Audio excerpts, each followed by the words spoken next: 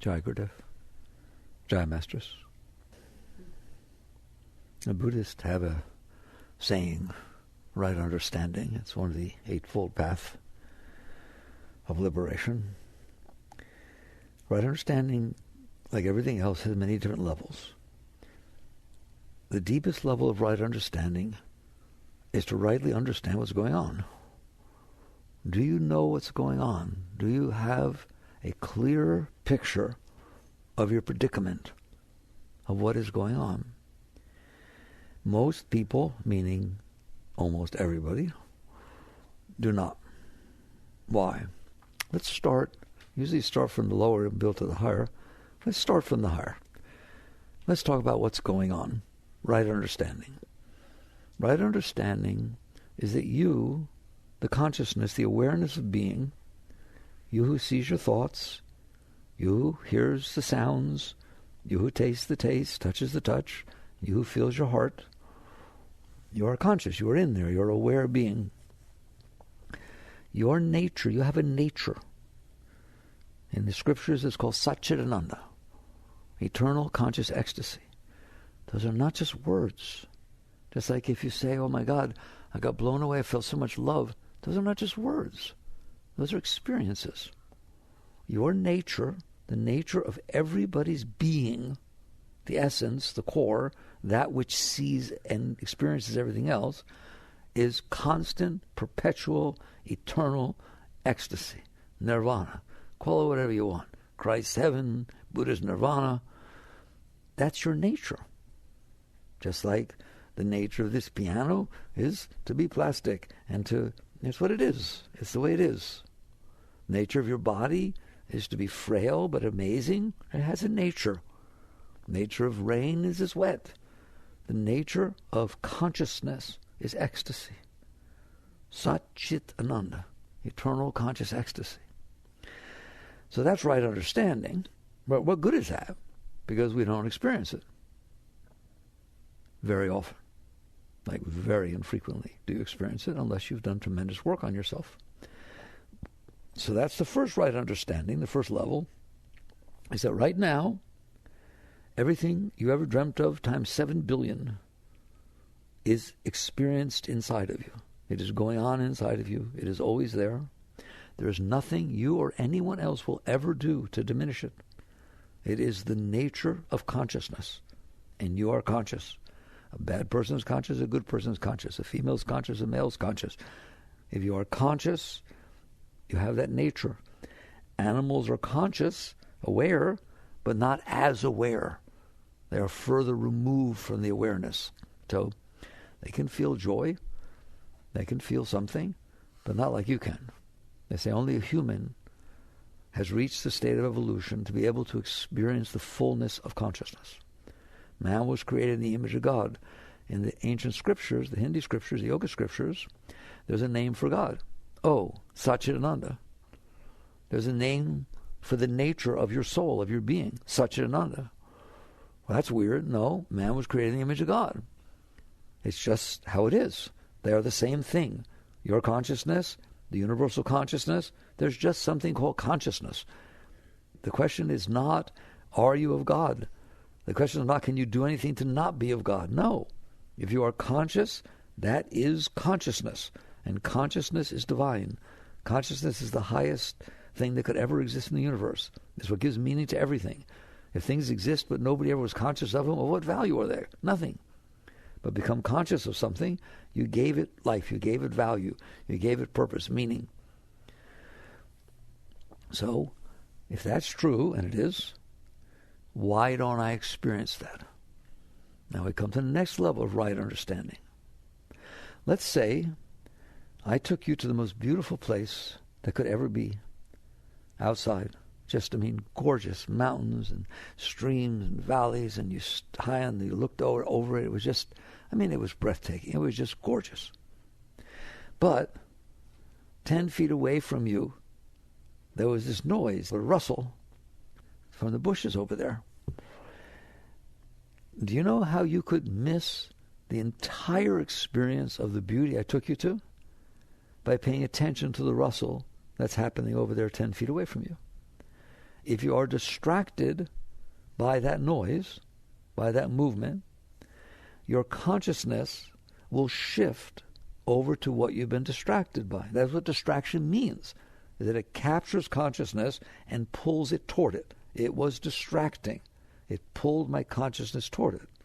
If it pulls your consciousness toward it, then you are no longer experiencing the beauty of the place I took you. If I took you there, and before you had a chance to look, you heard the rustle, and you looked over there, and it captured your attention, your fear, your anxiety so much so that you never looked out at where I had taken you, then you didn't see it. You didn't experience it. It was not part of your life. It was not part of your being. They'd say, what did you see when you were taken up to this beautiful mountain? It's scary. I felt this rustle. I felt this movement. Do you understand that? That's right understanding. You experience where your consciousness is. Well, why am I wasting my time? So try to talk about such a thing. Because that's why you don't experience the ecstasy. And that is the only reason you don't experience the ecstasy. It is there exactly the same as the beautiful vista where I took you is. If you look at it, it's there. Why am I not looking at it? Because you're more interested in the rustle, the noise, the movement that is happening 10 feet from you in the bushes than you are in seeing the beauty that's in front of you. So your consciousness doesn't know its nature. It knows the nature of the rustle, of the movement, because that's where you put your consciousness. So inside, I assure you, there is this flow of constant ecstasy. We'll talk about how you can understand that, but a flow of constant ecstasy, so much so that you are intoxicated. You can't even see straight. You can't even open your eyes because it's so beautiful inside. That is going on inside of you. Well, why don't I experience it? For the exact same reason that you don't see the beautiful vista that I took you to. It is not that the vista is not there. You put your consciousness somewhere else. And if you put your consciousness somewhere else, you don't experience where you didn't put your consciousness. Do you understand that? If you do, you understand all of spirituality. Your consciousness is not aware of its nature. Why? Because it's aware of the nature of your mind. It's aware of the nature of your heart. It's aware of the nature of the colors outside. It's aware of the nature of the sounds that are outside. It's aware of the nature of how you feel about your girlfriend or your wife, your husband. It's aware of something else. Therefore, its consciousness is drawn down there. Now, I purposely picked some things that sound like, well, some things aren't good and some things are good. I couldn't care if it's good or not good. That's what it means, non-dual. It doesn't make a difference if you're distracted by something holy and beautiful and special. You're distracted from the seat of self so that you can't experience what's going on inside of you because you're busy experiencing what's going on outside of you. And your thoughts are outside of you. They are things you experience. They are things you look at. They are things you see. You can see thoughts. If they visualize, you see them. Who sees them? The one who's in ecstasy sees the thought. Whether the thought is pure, whether the thought is impure, whether the thought's about God, whether the thought's about the devil. Doesn't make any difference. You are being distracted. Makes a slight difference. We'll talk about it later. You are being distracted by a thought. The difference is if you're not being distracted by your thought, not which thought you're being distracted by. If you are distracted by it, then your consciousness is there. It's not experiencing the state of greatness that I talked to you about, which I'm telling you is inside you right now. Give me someone who's totally depressed, they've been completely depressed for years, they're thinking about suicide, ecstasy is going on inside of them. Well, why don't they feel it? Because they're looking at the suicidal thoughts.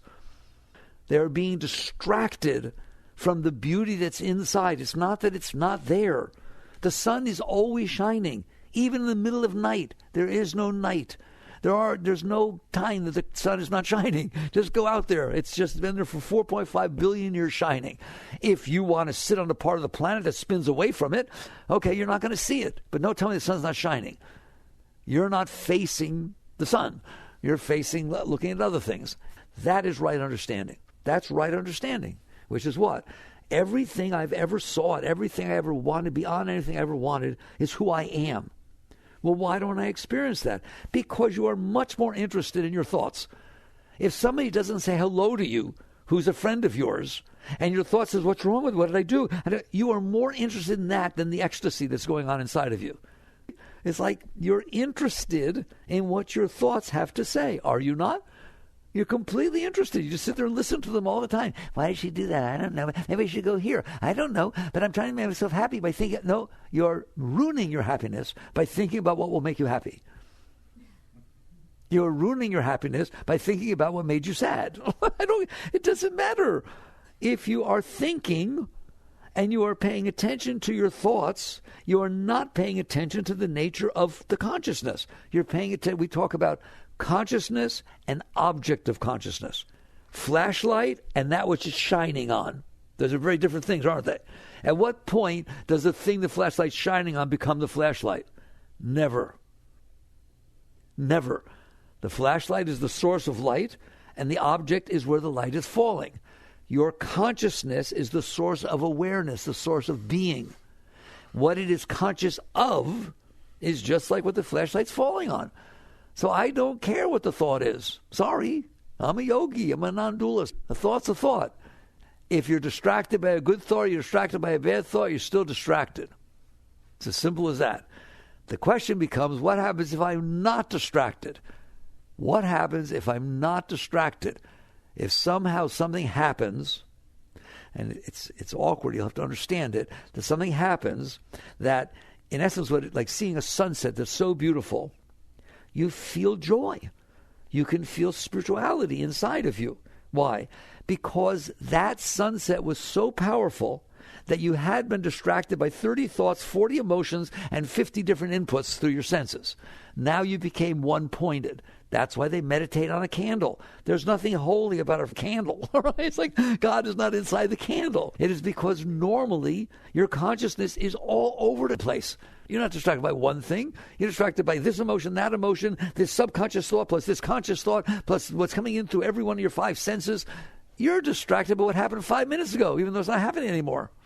You're in big trouble. You're distracted by what happened 15 years ago that mommy did, or that your first husband or wife did. Wow. You can get pretty distracted, can't you? All right? If the sunset is so beautiful that it pulls your consciousness to a state of one-pointedness, you are way less distracted because you are focused on one thing. And because you are not scattered all over the place, you feel more of the sense of self because it's quieter inside. A sunset can make you quiet. Say that. It made me quiet. I got so quiet inside. All right? Meditation makes you quiet. If somebody tells you, not passion, but somebody tells you, I love you, I've always loved you, and you love them, it gets quiet inside. Why? Because you are so interested in what they are saying that you forget about the mortgage, you forget about what mommy did 15 years ago, you forget about your ex, and all of a sudden, instead of all this scatteredness going on inside that's pulling your consciousness in 1,000 directions, it becomes one-pointed. That's why yoga works with one-pointedness. That's why that's a mindfulness about one-pointedness. There's nothing particularly holy about it, except it's way less distracting. How do you like that? So now we're talking about degrees of distraction. If you are less distracted, it gets quieter inside. By now, I shouldn't have to explain it. Why? Because you're not scattered all over the place, making it all noisy. Okay? If you're listening to beautiful music and there's nothing but static going on all the time, it's very hard to hear the music. If you're listening to the music, but it's not a perfect radio and there's a tiny little bit of static in the background, that's a big difference. You've eliminated much of the noise. When you become pulled into a sunset, it gets quieter than it was 5 minutes ago or 2 minutes ago before you saw the sunset. You were driving down the street thinking about 30 different things, feeling a bunch of things, not to mention subconsciously, right? And different things are happening. You're smoking, listening to things, whatever the heck you're doing. Now all of a sudden you turn the corner and there's a sunset. It catches you by surprise, and all of a sudden this thing happens. It certainly happened to you. Nature can do it, right? This thing happened. What? I'm not thinking about the stuff I was thinking about anymore. Why? It distracted me. Good. I'm not feeling all the things that I was feeling before, all the fears and anxieties and needs and self-consciousness and embarrassment. Why? It distracted me. Good. I'm not all over the place doing things, eating and doing stuff and texting while I'm driving. I'm not doing that anymore. Why? It distracted me from all of that. Well, if you had 40 different things going on inside and out, and now there's one, that's quieter, isn't it? That's less distracted. And because you are less distracted and the consciousness gets pulled down to one-pointedness, you are closer to experiencing self. That's why you can see a sunset and say, no, you don't understand. It was like a spiritual experience. When I was in his arms the first time he kissed me, I just melted completely. I felt like I was holding, I'd never before have I felt God was holding me. It's poetic. It's beautiful. It's also true. Right? You literally are closer to God. Why? Because that's your nature. That's your nature. And because you're not scattered all over the place and it all gets pulled back toward one-pointedness, you are able to experience more of yourself. And what you feel, every bit of joy you have ever felt is coming from inside of you. That sunset, go just get divorced and have your husband, your ex, tell you that you're getting divorced while the sun is setting. The most beautiful sunset. It takes that time. Nice guy, right? That's why you're divorcing him, right? And he says, I just wanted to tell you, right? I filed for divorce yesterday, right? I tell you, a year later when you see a sunset, you're not going to go into ecstasy. You get depressed. Why? Because it won't distract your consciousness. What it will do is bring back up that terrible moment where you got all upset and all the garbage that happened during the divorce, and now you're going to be very distracted, aren't you? The sunset distracted you, but not by pulling it into it, by pulling up all your garbage, which distract. I could just talk about this forever. Do you understand this? That's what's going on. Things don't turn you on and turn you off. You are the highest on that could ever be. Things either distract you a lot and distract you because of negative experiences so that your consciousness gets very distracted by negative things. If I bring some great saint in this room and there happens to be a 20-foot rattlesnake over there, I wonder which one you're going to pay attention to. Things that scare you, things that don't feel good, they distract you a lot. Experience you've had in the past that didn't feel good, they still distract you. So the question about your experiences in life, it's so sad. Everybody wants to go out there and have more experiences and have good experiences and see more sunsets and go to more places and have more relationships and do different things. It's like, what are you doing? You don't understand. What you're seeking is the experience that is your own being. And what's happening is you're so distracted by your everyday life and your everyday thoughts and your everyday feelings and all the garbage you stored inside yourself from the past that you need to see a sunset to feel okay. You need to go to Hawaii and have it be just perfect. If you go to Hawaii and there's roaches in the room, I quite didn't do it, did he? If you go to Hawaii and there's a volcano near your hotel, it wasn't supposed to be, right? It has to be just right to not have your thoughts stimulated and your emotions stimulated so that they distract you. Does everyone understand that? So you're living, your whole life is based on not understanding this. That's why it's called right understanding. Once you understand, what I seek is inside of me. What I seek is what I experience when I'm not distracted by the things that pull me away from myself. Okay, that's the foundation. Now, that's where a lot of these interesting spiritual teachings come from, like renunciation. Let's talk about it. So let's say I've decided that I know that I've titled it, it's beautiful in there, but I keep getting distracted. I get distracted by the opposite sex. I get distracted by money. I get distracted by boats and cars and Tesla, and different things, right? You get distracted by all kinds of things, don't you? You get distracted by things that happened in the past and things that might happen. You get distracted by things that didn't even happen. You can think about a thought about what might happen 20 years from now and get distracted by it. You literally decided to hang out with that thought instead of hang out with the ecstasy. A very wise choice. So let's say you caught on. I'm talking very deep to you tonight. You caught on and you realize, well, that's what's going on. It's true. I feel joy when it gets quiet inside. But different things make it quiet. That's because different things catch your attention. Okay? If you're into tall, dark, handsome men, okay, then the opposite doesn't distract you. But if something looks just the way you always looked in the magazines, you can't take your eyes off of it. And you feel joy, and you feel love, and you feel attraction. You do not feel it for that person. What's the matter with you? You're feeling it inside of you. The thing is that you have all these things that distract you, and now something has happened outside which is strong enough to pull your attention toward it so you're not distracted by yourself. Why do you like going to movies? I like going to movies. Why do you like going to movies? How would you like to go to a movie, sit down with a couple of strangers next to you on both sides, and have the movie play for 2 hours, and the entire time you're sitting there in the theater wondering what those people are doing and what are you going to do when you leave? What would you say about that movie? Boring. It didn't catch my attention at all. Was the movie able to hold your attention? Look at your words. You know what you're talking about. You're not paying attention. You go to the movie so that it will distract you from yourself. You hear me? So you're not thinking about the mortgage. So you're not thinking about your relationship problems. So you're not thinking about what you're supposed to be doing tomorrow instead of watching the movie. Okay? You want it to distract you. If you sat down, and the moment you sat down, it captured your consciousness and it never came back for 2 hours. You would say it's the greatest movie you ever saw. You tell everybody to go see it. You want to see it again. Okay? By the way, it won't do it again. It won't do it again. Why? Because you will be expecting what happens next, and that's a distraction.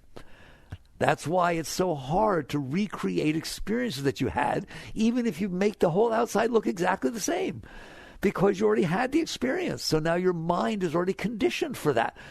Okay? Go see the sunset, have it blow you away, and make the gross mistake of telling all your friends that is the most unbelievable thing that ever was, and get them all together to go with you the next day to look at the sunset.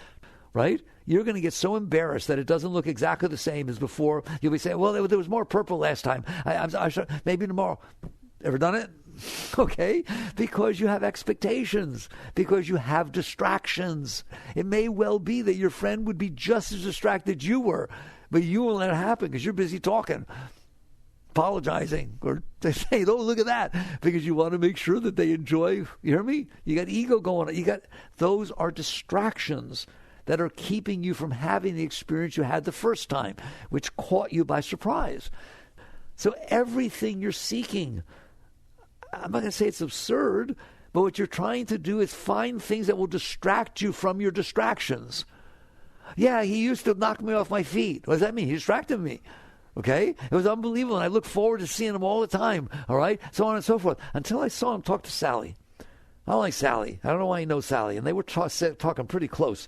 I wonder what's going on, right? Now, how do you feel? Does he knock you off your feet? No. Why? Because every time I see him now, this comes up. Yes or no?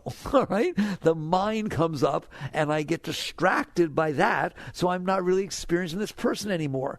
Do you understand?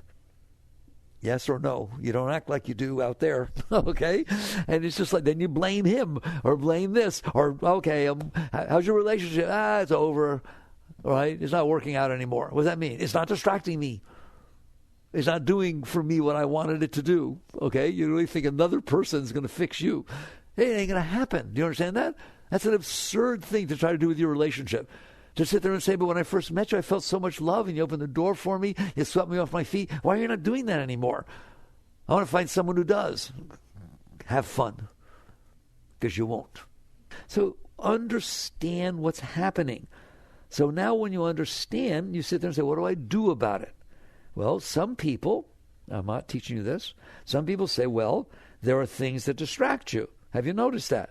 Sugar, candy, some personal relationships, this, that, the other thing. They're things that distract you. Give them up. You listen to me. I'm teaching you very deeply here. Give them up. Stay away from them. Have nothing to do with them. Why? They distract you. Okay, it's called renunciation. Lots of spiritual teachings are based on renunciation. Do you understand that? Okay? Like the priests renounce and the monks renounce and everybody renounces everything. That's why that became a technique, a methodology, because it is true that if you are distracted by wanting to eat more, by wanting to have more relationship, by having more this, by having more money, having, whatever it is, if you're distracted by that, then you're distracted by that. It means it pulled you away from yourself. Now, notice, I'm not teaching you renunciation. I never do. But I want you to understand why other people do, or why it's big on the hit parade in spirituality, okay, and all the traditions. So if you have this issue and it is distracting you, what are you going to do? Because you can't experience the self when you don't come back to self. And this is keeping you from self by definition because you're distracted. That which distracts you doesn't distract him. I was telling you, want to practice renunciation? All right? Take something you don't like at all, Brussels sprouts and mung beans. You guys probably like it. I don't, all right? Brussels sprouts and mung beans, all right? And when you go to Lent or, Ash Wednesday, whatever it is, right? Renounce Brussels sprouts and mung beans. The priest is going to tell you, do you like those? Nobody likes those. No, I hate them. Well, then you can't renounce those. That's not renunciation. So it's basically teaching you exactly what I'm teaching you. There are things that distract you. What are you going to do about that? If you let them distract you, you will not know yourself because you're busy knowing them. It's not like you're going to go to hell later, right? You're just not going to experience the greatness that's inside of you because you're experiencing that instead. There's anything people say, is something wrong with that? It's not a question of right or wrong. It's a question of, do you want to experience the nature of your being? Or do you want to keep running around looking for experiences that temporarily will distract you from your garbage so that 0.00001% of your life you can feel some joy and some love? And you're busy. You're busy trying to keep it, to get it, to figure out what it's, yes or no, trying to figure out what it is that you want, how to get it, how to keep it, come on. All right? So that's one way to live, is to let your things distract you and then let them run your life. Let your distractions run your life. Yes, I really think about relationships all the time, and I have a lot of trouble without it, and I get lonely, and I have this problem, and I have needs, and all these things. So does that distract you? Yeah, I can't meditate. I can't do anything, right? I just need to take care of that. I need to take care of that. I need to find somebody so I don't have that. Good luck. Good luck. Why? If you find somebody, they will distract you. By definition, you're trying to find something to distract you. You're trying to something that will distract you from your loneliness, distract you from your needs, distract you from all these problems, okay? And some people ask me, okay, so you see, it's not about right or wrong. I always tell you, it is not about right or wrong. It is about what works. Well, what works for what? You decide that. If you decide, no, Mickey, that's a nice talk, it's very interesting, but I am big on relationships, I'm big on money, I'm big on success, I'm big on whatever it is, doesn't matter. I don't care what it is, all right? I'm not judging it. The point is, it is distracting you from self. How do you know? Are you in ecstasy? Every time you sit down, every time you do anything, is it hard to keep your eyes open? Is there so much joy welling up inside of you, the rush of holy waters, that it just pulls you inside and you just go into ecstasy anytime you close your eyes? No, why not? Well, because my girlfriend sees somebody else, and I thought, and the business isn't doing as well as I thought it would do, and the numbers aren't what they should be, and I'm afraid to do the board meeting. I got, oh, because you're distracted. That's the part you don't understand. Those are distractions, and therefore they are pulling your consciousness away from the seat of self. Now, what are you going to do about it? Like I said, some people, before renunciation, some people say, I'll be okay when I get what I want. Take a breath. In other words, it's distracting me. I'll be okay when I get what's distracting me. Oh, when you get it, it won't distract you. So when you're so in need of a relationship that you're lonely and cry all the time and just totally distracted by that, now you find somebody who's doting over you and you feel really good about that. They won't distract you, right?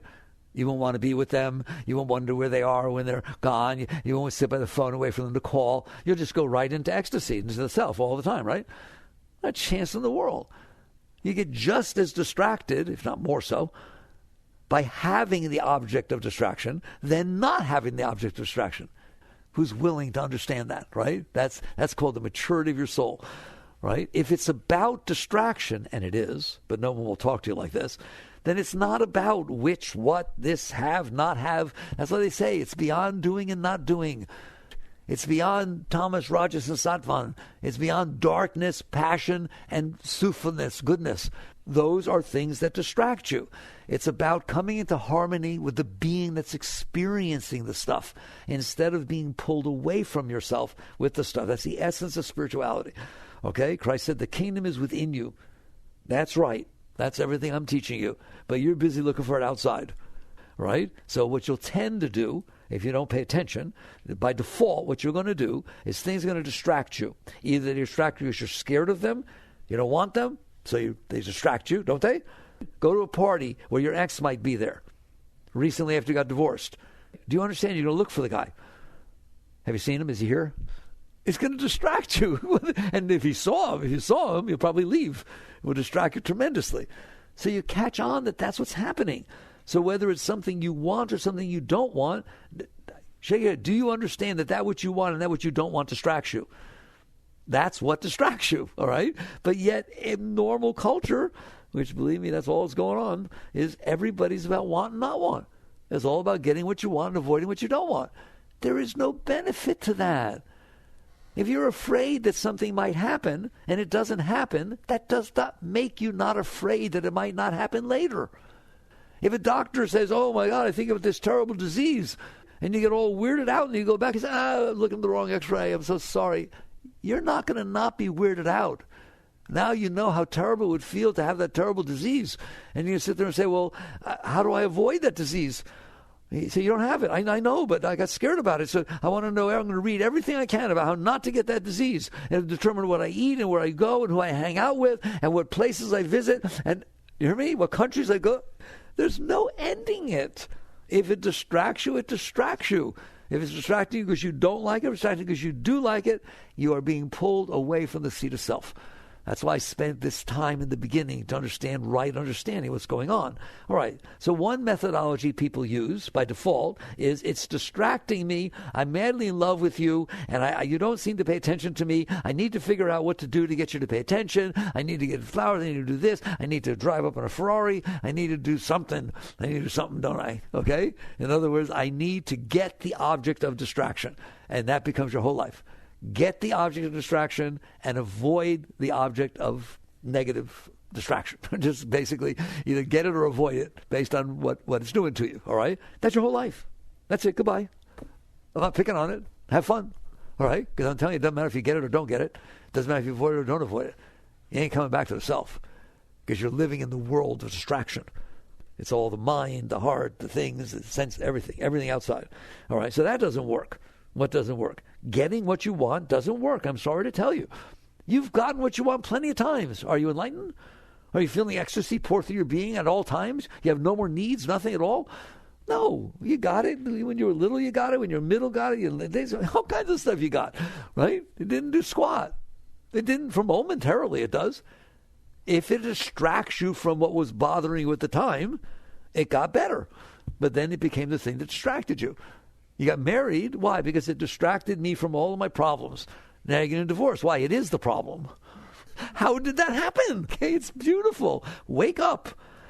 So, though people that have caught on to that, they talk about renunciation. What does that mean? If it's distracting you, don't have anything to do with it. Stay away from it. Don't look at it. Don't talk about it. Don't go places where it is. And that goes for a lot of things. People renounce a lot of things. It's really beautiful, right? It's just one problem. How did you decide what to renounce? Well, it was the thing that distracted me.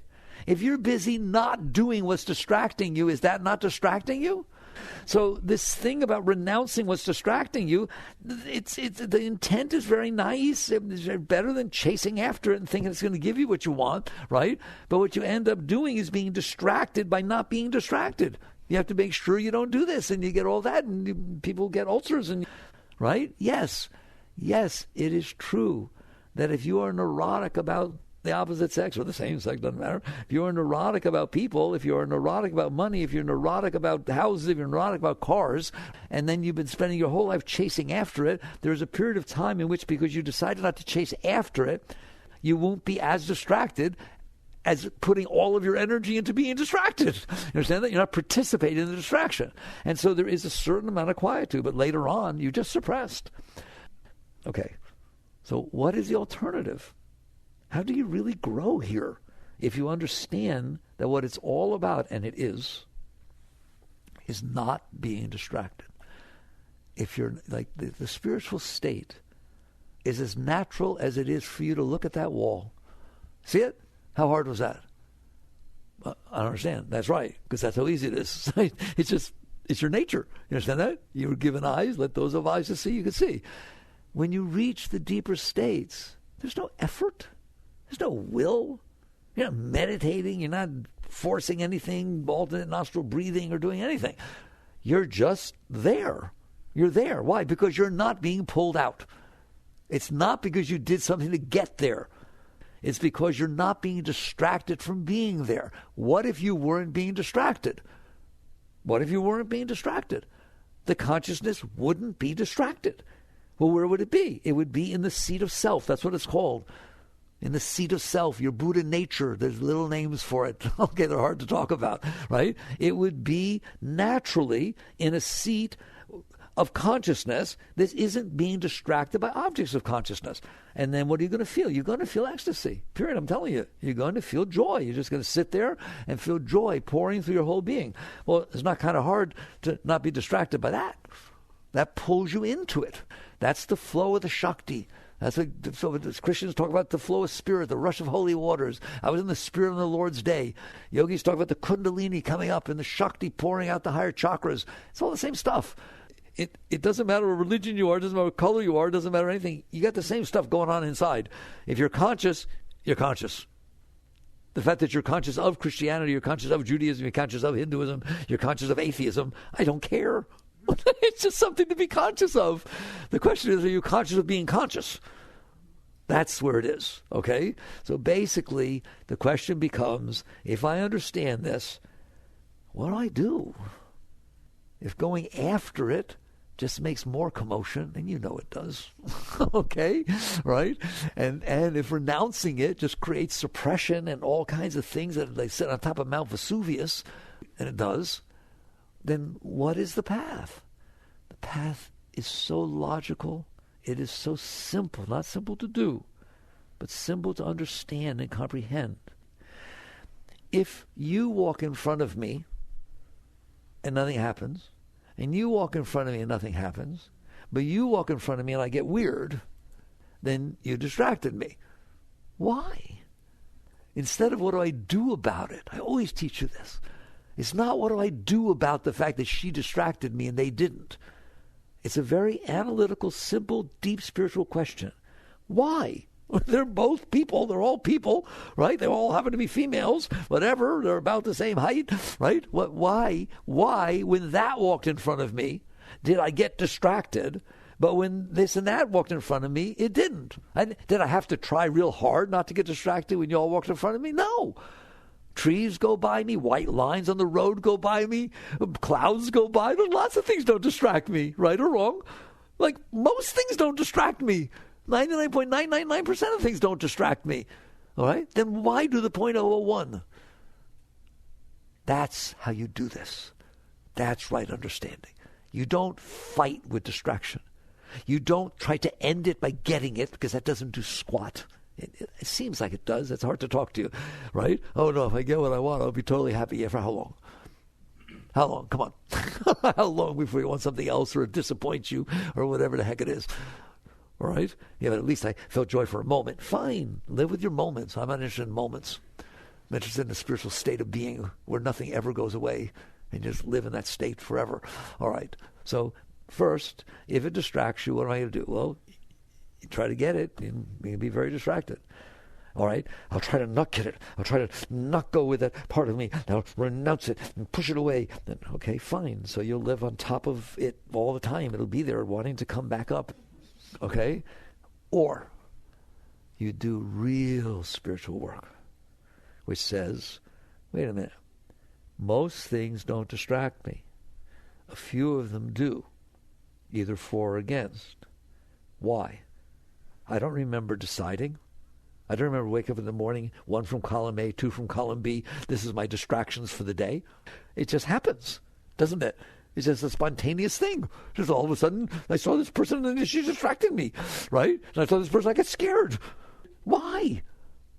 And don't tell me God did it. God didn't do it. Right? God's back here. Remember that. You get to know God, come back to the seat of self. You will know the divine. That's why Christ said the kingdom is within you. So all that stuff going on, don't you dare blame it on God or give credit to God. God wants me to go after this person. You have no idea how much attraction I felt. It must have been, yeah, it must have been. All right? I mean, there are things, there are subtle things, but until we're back to the subtle, let's deal with the gross. So basically, why do I get distracted by something and you don't? Why do I not? I'll tell you what, it's not just me and you. There are things that distracted you last year that don't distract you this year. There are things that didn't distract you last year that distract the hell out of you right now. Whoa. And I didn't have to say last year. It could be 10 minutes ago. Listen to me, okay? What is going on? That's when you do spiritual work. Instead of messing with it, try to understand it. Master Yogananda once said that meditation was entering the laboratory of soul research. All right? That's what you're doing. That's what witness consciousness is. Am I willing to look and see why this is happening, not what to do about it? And in most cases, you might as well just stop me and say, no, I'm not willing to. If I feel a distraction because I want something, I will go get it. I haven't woken up yet. That's what I'm good. By all means, let me know if I can help you. All right? Or if I feel scared of something, I don't run away from it. I don't have anything to do with it. I don't know what you're talking about. I'm not interested. Fine. That means you're not interested. I don't have a problem with that. Okay? But should you understand that you're not going to get anywheres, you spent your whole life running after what you want and running away from what you don't want, didn't you? And yet you're sitting here trying to figure out what to do about it. All right? All right. Then you catch on. The problem is not that something distracts you for or against. That's not the problem. Shh. Therefore, that's not the answer of what to do about it. You're trying to solve what's not the problem. Well, what's the problem? Why can't you handle that? Why can't you handle what? Why can't you handle this person walked by, nothing happened, that person walked by, nothing happened, that person walked by, and all this stuff started happening inside? Well, what? I asked you a question. Can you handle that? Can you handle that noise started inside without doing anything about it?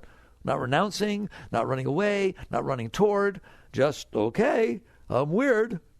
Bunch of stuff went by, nothing happened inside. Now that went by, and it got weird inside. I guess I'm weird. Can I handle being weird? That's spirituality. Yukteswar told Yogananda, an ignored guest quickly leaves. If you go with it, it stays. If you fight it to throw it out, it'll fight you back. If you just ignore it, I mean, okay, this thing came up. The question is not, did she distract you? Did what come up distract you? What if what came up didn't distract you? How are you doing? How was your lunch? It wasn't so good. It didn't sit really well. How are you doing? Fine. It ain't the first time I ate something that didn't feel good. It'll be fine in a couple of hours. But what are you doing about it? Nothing. Oh, take Pepto-Bismol or Alka-Seltzer. Are you kidding? It makes me feel worse. Well, I don't understand how you can live with the fact that your stomach doesn't feel good. Okay. Maybe you got some learning to do. It's not so hard, right? Go play a sport and bend your finger a little bit. Volleyball or something, all right? You go home? Stop the whole game? Well, it hurts. I understand it hurts. Can't you play? No. No, it hurts. In other words, the distraction of a slightly bent finger, you're not able to handle. So is the problem that the finger is distracting, or is the problem that you can't handle that the finger is distracting? If you're an athlete, you don't even mention it. You tape it up a little bit maybe if you need to. You get back out there, nothing would stop you. It doesn't distract you enough. Does that mean it doesn't hurt? I don't care. It just hurts a little bit. It doesn't hurt enough to make me not play. It doesn't distract me enough to where I'm not willing to go about my life. In other words, you can handle the fact that it was distracting and not doing. You don't get distracted by the fact that it was distracting. There's the best I can say it to you. That's your spiritual growth. That's what witness consciousness is. That's what acceptance is. That's what all the deep teachings are. Okay? Are you willing to sit there and say, I like her a lot, and she came by and she said really nice things, and I feel kind of comfortable, but then she didn't say hello when she walked by. She acted like she didn't even know me. How did that feel? Terrible. I don't have to say it felt wonderful. It didn't. It felt terrible. Are you okay with that? Or are you going to be weird next time you see her? Why'd you walk by me? Why'd you say that? What? Huh? How you going to be? How about we just say, oh, I have a problem. I was fine when she said hello, and I wasn't fine when she didn't say hello. I'm weird. I told Mickey, if he gets that way about someone, he doesn't, but if someone say hello, sorry, tell him there's 7.5 billion people on the planet Earth. They didn't say hello either. Why are you getting all uptight about one? In other words, you work with yourself. You don't work with getting what you want. You don't work with avoiding, right? You work with yourself. That's where the problem is. Why are you distracted by something he's not? Because there's something going on inside. And you start paying attention to that. But you can't pay attention until you can handle it. So what spirituality becomes is, I used to not be able to handle a bunch of stuff, now I can. Very good. That doesn't sound very spiritual, really. When you couldn't handle it, you were distracted by it. You had to do something about it. You got weird. Now that you can handle it, you're not distracted by it. But what happens if you get sick? Well, I will get sick. But it used to bother you to even think about it. Yeah, it doesn't anymore. Why? I just am working with people that are sick, and I realize there's growth everywhere, and there's things to learn. I'm kind of fascinated by medicine also, So if I got to learn on my own body, what if you did that? Right? Then all of a sudden, it's not distracting you as much. This is called acceptance.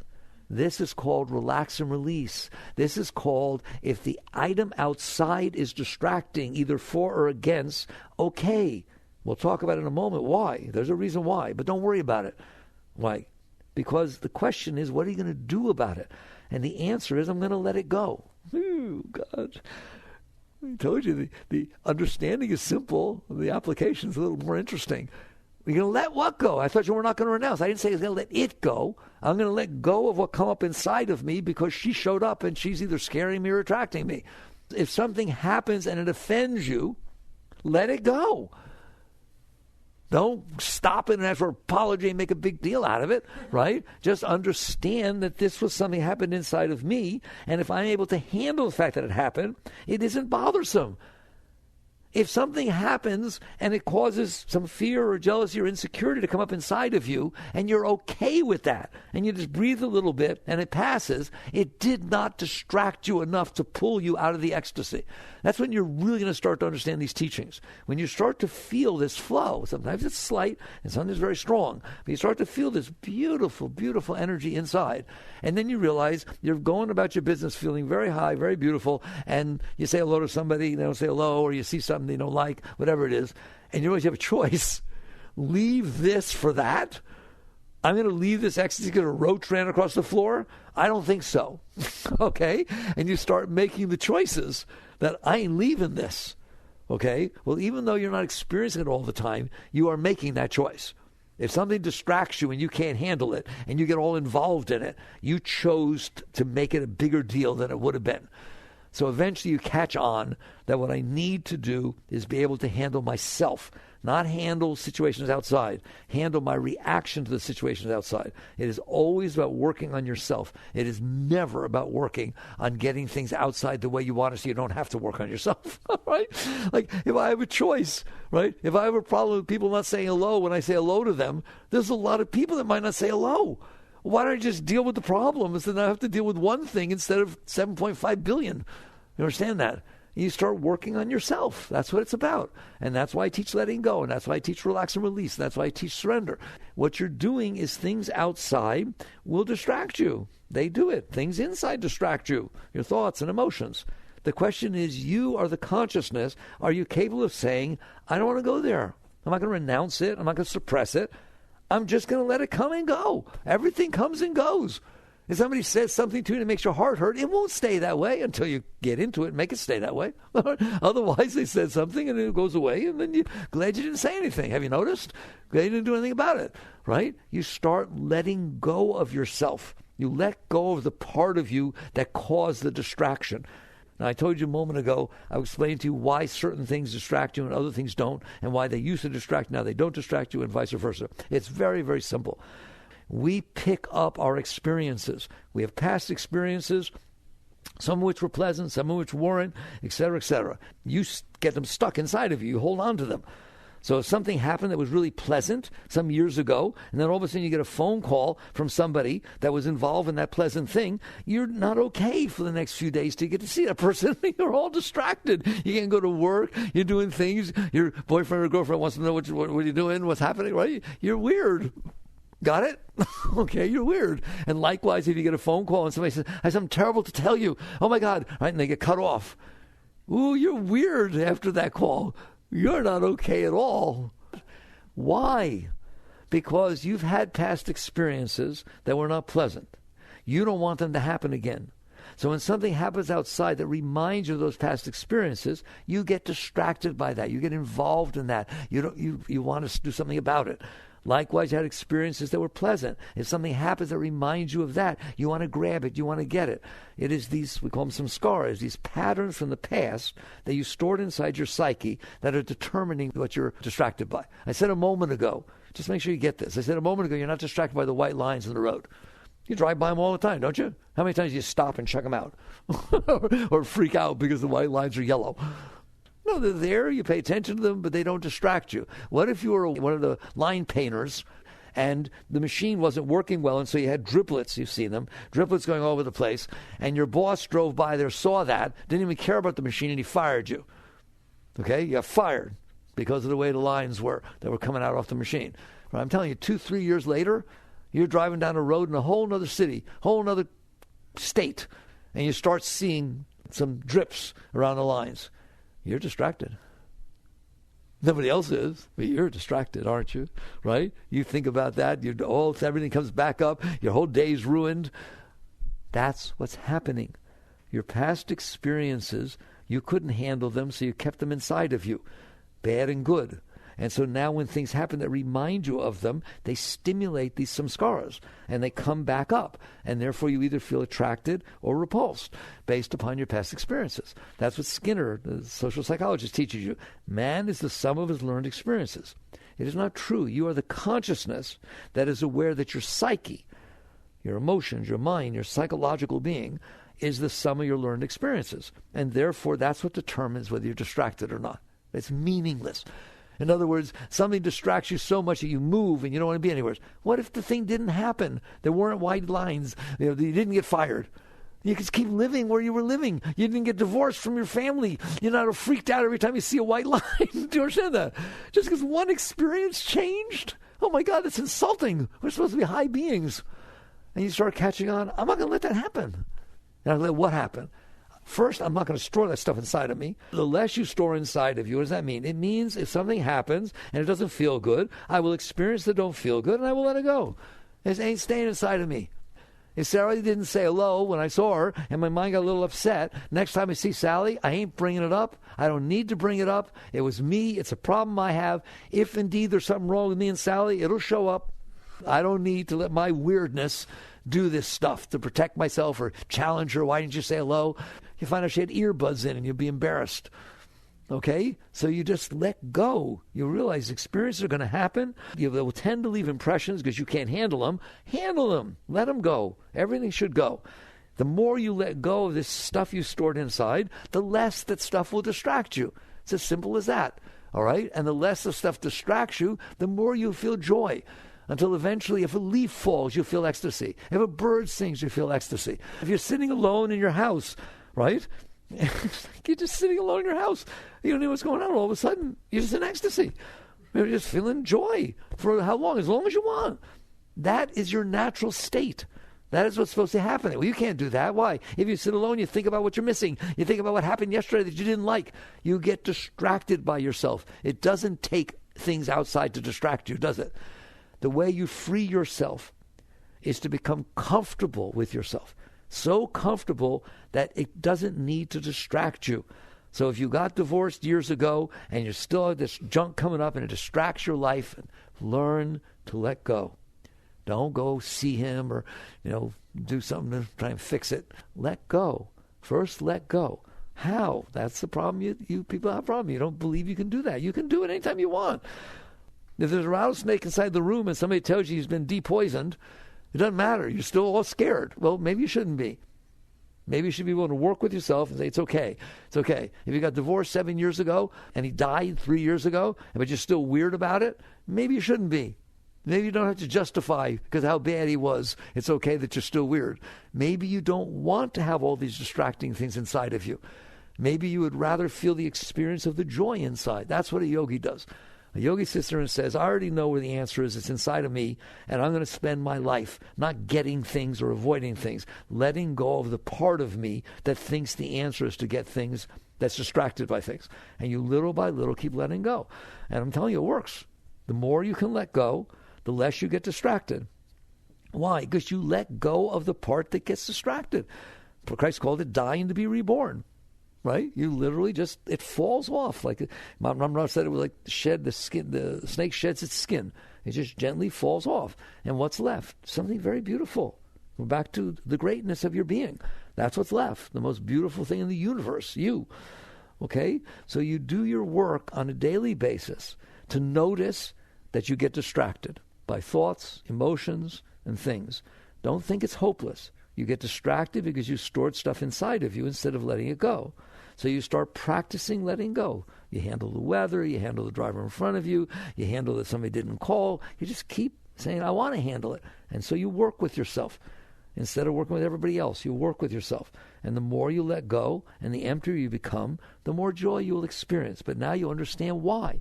It's not mystical. It's because you are made of joy. That is your nature. And if you're not distracted away from the joy, you will feel the joy. So every time you're out there trying to get something so you feel good, you're actually running away from where you actually feel good. Yes, maybe if you get it just right and focus your consciousness, like I said, you can feel some joy. It will not last. It has never lasted for you. It has never lasted for anybody. Things don't have joy. The joy is inside of you. It is because the thing focused you that you felt more joy than you did before the thing happened. Don't worry, it won't last. There's a lot of junk inside of you. You hear me? And another person's not going to fix that. And the vacation's not going to fix that. Do you hear me? It never has, never will. Momentarily, you feel better. I'm interested in you not feeling bad. I'm interested in reaching a state where all you feel is joy, ecstasy, well-being. And then the question becomes, well, if I keep letting go, what happens to my life? That's why I wrote the Surrender Experiment. The Untethered Soul talks about letting go of this level, but the Surrender Experiment talks about what happens to your life if you do that. If you think nothing will happen in your life because you stop making it, who are you? The whole universe exists without you.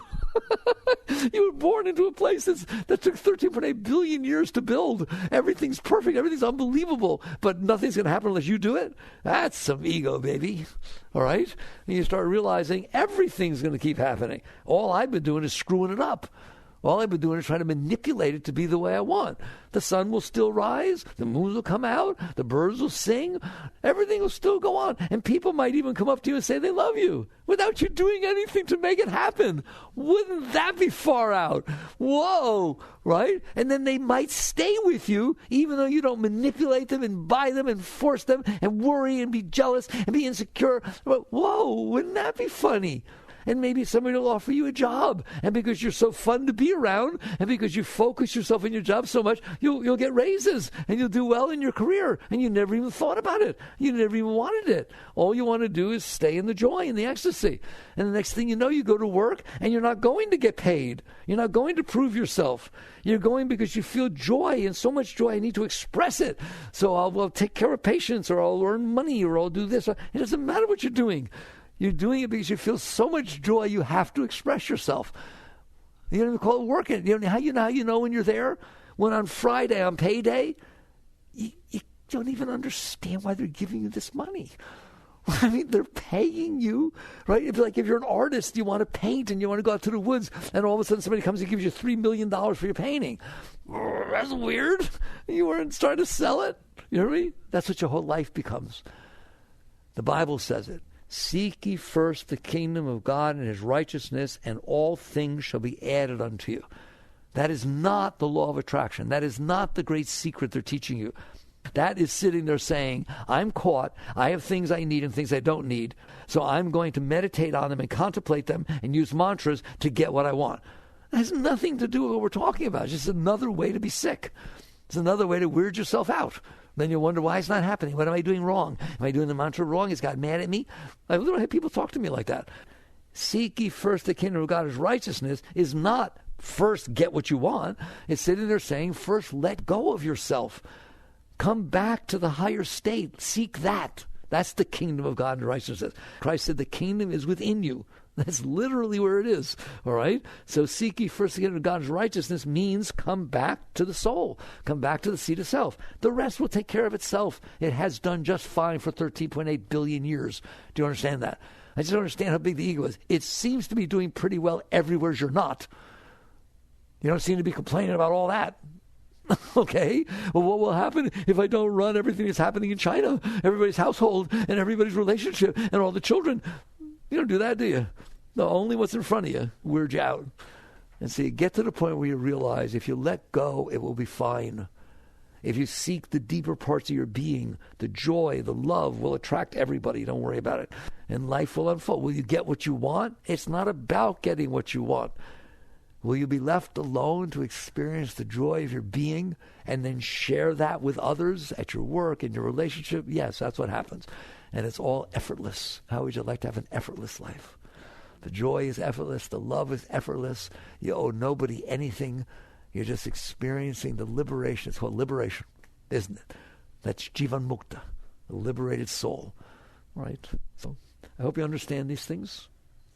You're a very beautiful, very great being. You just need to find your way back to self. Jai Gurudev.